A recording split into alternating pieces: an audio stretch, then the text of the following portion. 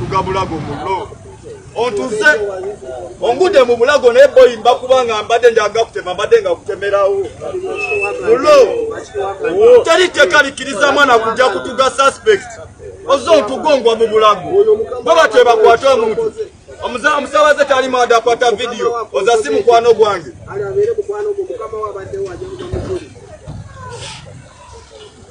Chano nze kagambe nze ne kadi enzirizo kuba ne wenga kutemera mvayo mulo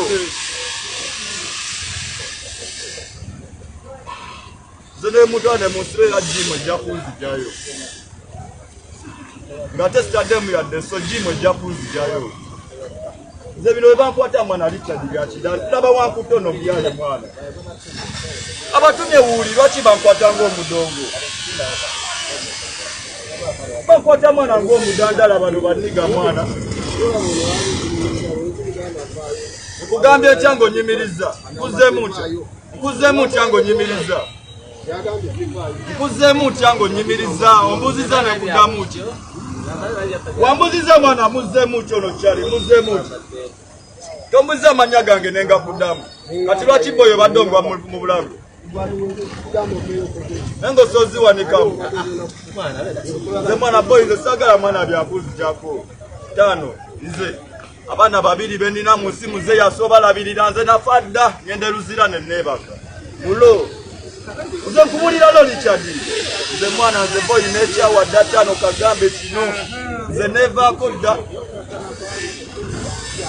amanja muri wali lwaki togera naye kitume kikuba ne baba mubanja yogere naye amanja uri wali tomanya nze bakasenda zino bagenda wezivaye manja asasulage uri wali amanja lwaki togera naye ebintu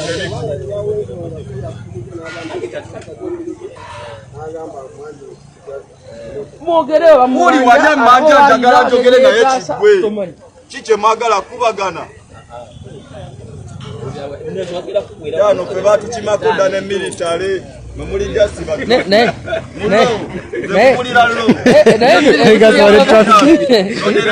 Majega FC kandikira bulindo chitukutwe paka site kawepe genda paka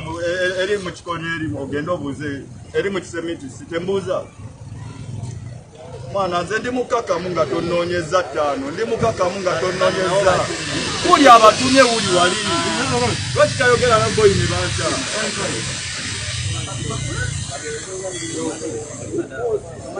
osa manja chiyampola chi osi yampola chi osi yasose wao osawo tano nze toyina kyongamba mwana Marina na yate boy kazei wali atali influencer so balabirira bichiro ngamba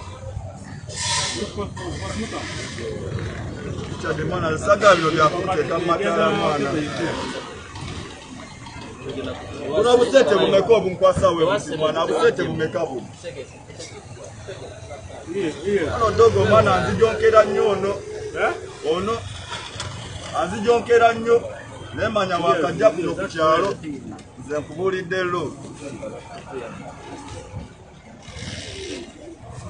ozijonkera ekyalo kwa wakajja kuno ku kyalo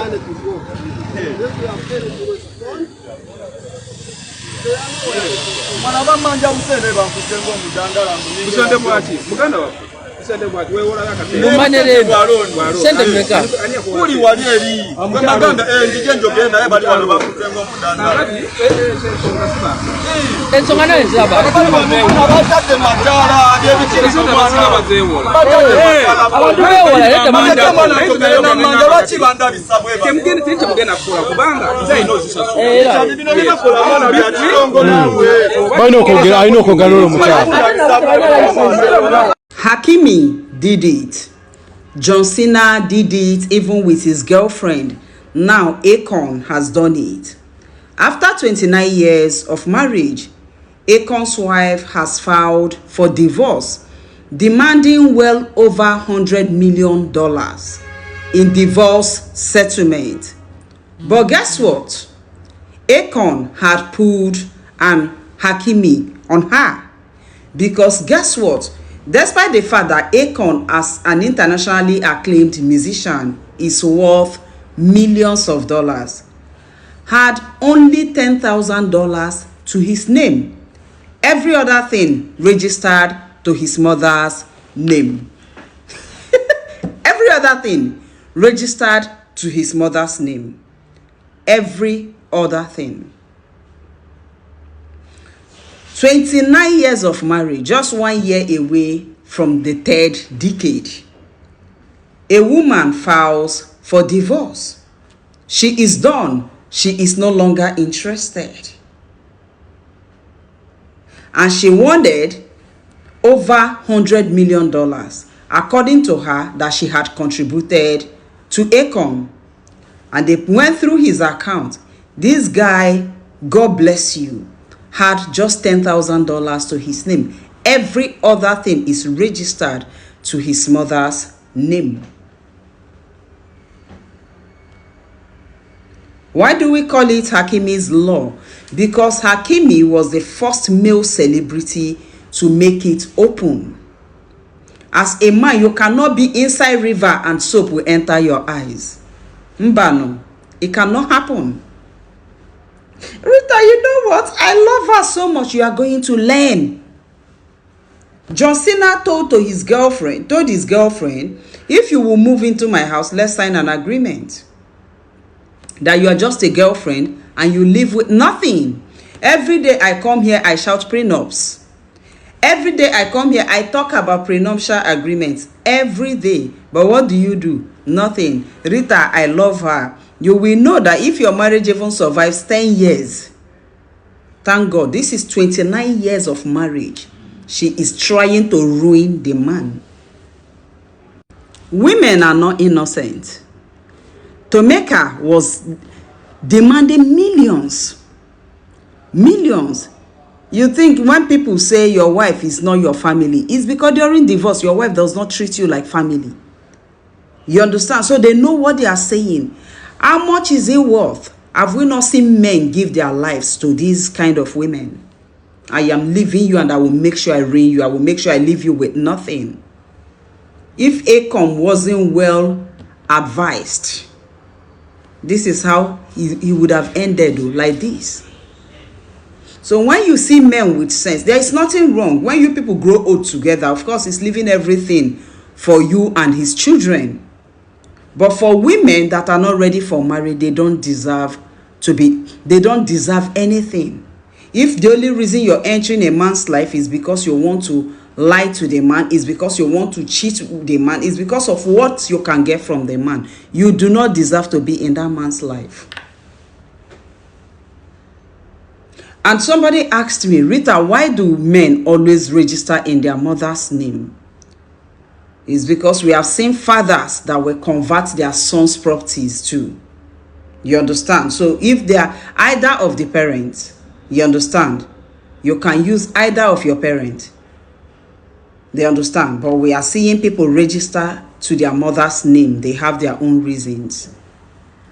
But you see some women fear them. Don't think your case is different, because you go clear for your eye. You will learn the hard way. Yeah, the truth is that it looks like Akon has pulled the ultimate plot twist, pulling off Hakimi so smoothly. But I think in my head, I had spoken to Hakimi, and Hakimi is not happy about this. Why did Akon even leave $10,000? It should have. That's the thing. Some of these women don't deserve it. No, some of these women don't deserve it. Marriage is one contract that women benefit from by breaching it. Endowooza kati mukitegedde nti mu nsi muno tewali muntu asobola kwagala kusinga maama wo. Ndowooza mweyongeredde ddala okitegeera nti mwene ensi tewaliyo muntu gw'osobola kwesiga nga maama wo. Oyo mu nsi muno taliiyo. Weebuuze kibuuzo gwagamba nti tekisoboka. Lwaki abantu bano ab'amaanyi ebyobugagga byabwe bafundikira babitadde mu mannya g'abakadde baabwe abakyala? Ensonga weeziri. Era nga ezimu ku nsonga lwaki bafundikira babitadde mu mannya gabe ag'abakadde baabwe abakyala kyekyokuba nti abo bo bakimanyi bulungi nti kiyinza okubeera ekizibu okuvaamu. Obudde busobolera ddala okukya ku makya nga taata wo takuzaalangako, nga taata otakuzaalangako naye ate obudde tebuyinza kutya nga mama otakuzaalangako ekyo kyo kiba kizibu ddala era essaawa yonna n'akayimba basudde yakayimba nti gwe omwana ali eyo akyayina maama wo ekyamazima kyakala naye kyakala ng'okimanyi nti obudde busobola okutya ne bakujja ewa kitaakule gye bakuzaala ne bakugaba ewa Ssebusolo ekyamazima ne bagamba nti oyo ye kitaawe yakuzaala oba ogezaako kunfuna n'olw'ensonga eyo tulina kubeera beegendereza naddala ffe abasajja olaba kati Ekoni musajja mukulu ali myaka nga 5 ndowooza wemba seerabidde mwembanga ngezezaako gibala obulungi ali myaka nga 5 oba kale 4 naye olaba mukyala we gwabadde awangadde naye ebbanga eryo lyonna atuuka okubanga asobola omukola ekintu ekyo kubanga kale oba oli awo twalirowoozeza nti abakyala ab'emirembe giri bo bali genuine abakyala ab'emirembe egyo ekyamazima bo babanga tebaliimu mbeera yaabwe yaye era nti oba oli awo kiyinza okuba kyababeerera nga kizibu okugamba nti kaŋŋendewo omusajja ono mufumbirwa male naye ebbanga lyemmaze naye wabula nga ate ekyamazima omusajja ono mubalako byanfuna tuyinza okugamba nti mu biseera biri omukwano gwali gukyali gwa nnamaddala singa guno ogwaffe ogw'ebiseera bino kubanga ab'obudde buno bo bakitulagirawo era ekyamazima awo temukyewuunyanga mmwe ab'ebiseera bino mmwe bagirlfriends baffe ab'ebiseera bino temukyewuunyanga obudde nga bukedde ku makya n'ogamba nti naalyagadde okwawukana n'omuvubuka wange nakugamba nti newankubadde tumaze ffenna emyaka 10 nga tukola wabula ebyobugagga tebiri mu mannya gange temukyewuunyanga olw'ensonga nti mukitulagirawo mu lwatu nga twakabakwana nti ekyamazima gozze ebintu byo bigenda kubeera biodaringibwa cash order with cash buli kimu wakati mbulamu bwo cash kufuna enamba yo ey'essimu cash ogenda ku first date cash okusooka okujjako ewange cash kugamba ne buli lunaku lwonna lwogenda okujja wange zibeera cash nyina osooka osindika ssente si bwe kyali wakati mu mirembe gy'aba Ekoni mu mirembe gy'aba Chameleone mu mirembe gy'aba Bobi Wine si bwe byali byanjawulo omukko naye olaba wakati mu mirembe egyo era waaliwo kati nga mukazi wa Ekoni abaakera ku makya ne bagamba nti nze kanfumbire omusajja ono lwakasente era nsobole okuba nga mbeera naye ekyamazima n'ensingi kakase bamanye nti omusajja ono nze mbadde nga mbeera naye lwaki omukyalo ono yatuuse time n'agamba nti omugagga aba Ekoni ono njagala mpe ku by'obugagga bye oba lwaki yagambye nti kantwale ebbanga eryo lyonna kubanga question eyo nagisiŋŋaanye ng'oli agamba nti lwaki emyaka egyo gyonna amaze kugirinda ne giwera myaka 29 kyabadde ayagala abadde ayagala kufuna support kuviira ddala mbana abantu abalala ab'ensi oba oli awo abali badde bamusalira omusango nti lwaki otekawo embeera egamba nti tugabane ebyobugagga bano abantu abalala ab'ensi abalina omutima omulungi mu ngeri y'okwagaliza bo baali badde bakireeta mu lwatu nti abannange omukazi adeservinga she deserves that kubanga awangadde n'omusajja oyo emyaka mingi kyongera kutulaga nti emyaka gyonna Ekoni gyabadde n'omukyalo oyo nga embagame nti twali tulowooza nti obaolewo abakyala b'ebiseera biri bo bali genuine nga baddala kyongedde okutulaga nti obuyaaye bwatandika dda emyaka gyonna Ekoni gyamaze n'omukyalo oyo omukyalo ebbanga lyonna abadde nga abalabya bugagga bya Ekoni abadde nga abalabya bugagga bya Ekoni era akaseera katuuse ekyamazima n'awulira nga yali agadde abifuneko kumbe ne Ekoni musajja mugezi ddala mugezi okukamala yakola nga Hakimi bwe yakola nga John Cena bwe yakola n'agamba nti ebyobugagga byange byonna leka mbikwate mbiteeke emmanya ga maama wange tetufuddeeyo oba maama wo mulamu oba yafa ne bw'abanga yafa kisobola osigala nga kikola kubanga gw'oyinza okubeera eyo ne weekubagiza n'ogamba nti abannange endabye ennaku maama wange yafa ebyobugagga byange batuuse obintwalako omukazi okusinziira ku ngeri nga gye mulabamu ayinza okufundikira nga nange ntutteko ebyange nga mukyala wa Ekoni bwe yabadde agenda omutwalako ebye yes wadde maama wo yafa nkwegayiridde kwata ebyobugagga bwe biteeke emmanya ga maama wo eyafa ate ekyo kijja kuba na kirungi nnyo olw'ensonga nti tewaliwo bagenda kumusanga kumugamba nti owaaye tuwe ku byobugagga byo nedda tewali kati Ekoni omukazi yagenza ofundikira nga aswadde basanze obusente nga butono ddala wakati ku akawunti ya Ekoni ekyamazima ng'omukazi ne bw'abeera afa atya tasobola gamba nti kaagabane obusente obwo obuliko bw'aba akola ki bw'aba agenda nabwo Ekoni kino nno kyongera kubalaga bakyala mwe nti omusajja bwe mbanga mwawukanye naye lwana nnyo okulaba ng'oyawukana bulungi naye wakati mu mbeera y'okugamba nti mu mbeera y'obuntu omusajja ono afunemu kaako obuntu agambe nti abannange okusinziira ku bbanga lyempangadde n'omukyalo ono walayi kisaanidde nze naye okubaako ebyobugagga bye tugabana oba tusaanidde okubaako kale oba nsaanidde okubaako kasheya kemuwa ku byobugagga byange omuntu ono akikole mu mutima mulungi bw'obanga oyawukanye naye mutima mulungi naye bw'okeera ku makya n'ogamba nti nze ngenda kwekyankola n'ekyange n'omusajja ono ndi wano okubategeeza abasajja bangi bakyakola ebintu mu kyama nga temumanyi wallahi ogenda otuuka time omukyankalaneko oyawukane naye mu ngeri yogamba nti nze nekyanze nekyayengenze wekyankudde ogenze nga golowooza nti oba olewo ebintu bigenda kuggwera mu kooti wallahi ogenda okufundikira ng'ekyamazima omusajja talina wadde n'ekimu kyakuwadde simple because talina kyalina ye nga ye omuntu ate ebitali mmanya ge ogenda mugamba otya bikuwe tebiri mmanya ge already ojja kubeeraawo oyogere bingi okola otya lwaki ebyobugagga byonna bye tukoze tabiina yes bajja bikebera nga talina wadde n'ekimu ogenda ofundikira ng'ofiiridde mu firimu n'olwensonga eyo obanga osazeewo oteekawo mbeera egamba nti kankyawagana oba kankyankalane n'omuntu gundi kyankalana n'omuntu oyo bulungi kyawagana n'omuntu oyo bulungi nnyo mu ngeri y'okumanya nti oba oliawo bw'oba ogoba musajja munno olekamu aganaakuzza nti omuntu ono ekyamazima bwe mba nga nkyankalanye naye nga mbaze ebyabugagga ye ekibuuzo kye naalyagadde okwebuuza okyankalanye nange ebyobugagga obyagaza ki mbadde ngamba nti bw'oba n'ekigoba ofubutuka misinde nga totunudde na mabega nze bwe mba nga nyina ekingoba nziruka misinde gyange nga situnudde na mabega nga sifudde eyo ku kiki kyendese kubanga kati wano wendi ntaasa bulamu otaasa bulamu ng'ate osonga ku byabugagga kino kyongera kulaga nti ekyamazima ebbanga lyonna omukazi ono lyabadde mu bulamu bwa Ekoni wallahi abadde muyaaye abadde ayina byabaloba byayagala mu bulamu bwa Ekoni era nga yali yabipulaninga dda ng'abigumiikiriza ebbanga eryo lyonna myaka 29 alanaga abakazi mwina lo abakazi musiba lo emusiba ennyama abakazi musiba lo abakazi musiba ennyama naye nga kye nalyagadde okwongera okubategeeza wano kyekyokuba nti singa owangala n'omuntu mu bufumbo bwamwe neyo gibeera emyaka 10 ne mukwata emyaka gyammwe 10 ne mugiteeka wali beddu nti giweddeko 10 mugimaze mu bufumbo ndi wano kutegeeza gwe omukazi ali eyo bw'omalangako emyaka egyo 10 nga tonnaba kutegeera musajjawo ddi lwayinamu ku ssente ddi lwanyiize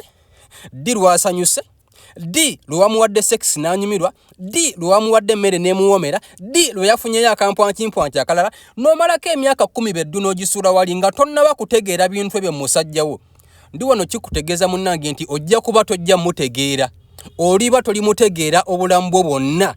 otherwise owangala n'omuntu emyaka 5 gyokka weegiti nga wategedde dda omuntu oyo wategedde dda ekimunyumira wategedde dda ekimunyiza ne bw'aba nga takigambye oba wakitegedde dda kakati njagala okikole vice versa okiteeke ku opposite sex nti naawe omukazi kimanya nti omusajja wowangala naye emyaka egisukka mu 5 wallahi aba akutegedde aba ategedde biki byonna by'opulaninga ne byobala aba abitegedde era atuuka time n'amanya nti relationship ene naatera okuggwawo nga gwe omukazi w'osobola okukibikulirwa nti okusinziira ku mbeera nga bweri engeri gye tutambuzamu omukwano gwaffe n'omusajja ono ekyamazima ebyange naye birabika binaatera okuggwawo n'olwensonga eyo tetukyewuunya nnyo it's not a surprise nti Ekoni ne mukyala we batuuse time ne baawukana si surprise Ekoni yazzenga akiraba ebbanga eriwera eno si surprise Ekoni yazzenga akiraba nti ekyamazima obufumbo buno tebugenda kuwangala nze ne mukyala wange azzenga akiraba olwensonga nti bazzenga bafuna obutakkaanya ebbanga eriwera newankubadde nga babadde beekuuma batya obutateekawo mbeera ya butakkaanya omusajja ekyamazima abadde ayina sayini zaalaba nti wano walina okutuuka wabeerawo embeera y'okwawukana nze n'omuntu ono kale nno n'olwensonga eyo omusajja olw'okuba abadde akimanyi mu lwatu nti wagenda kubeerawo obutakkaanya era bayinza otuuka time ne baawukana ebiddirira oluvannyuma lw'omukyala okwawukana n'omusajja Ekoni abimanyi kubanga era azaabiraba nga bituuka ku basajja banne abimanyi kugabana bya bugagga mukazi kuteekawo mbeera egamba nti munnange nze njagala portion bweti nga bwe yabadde agyewadde ala bannange nga bwe yabadde agyewadde era bwe bityo beiboozibozi ebibeerawo kwewa portion nnene ate mu nseezi ez'abazungu ekitonde kikyala kitiyetiibizibwa nnyo bakitiyetiibya nnyo omukyala akyayogeddeko munnange kyekyo omusajja toyinawo ogambira nti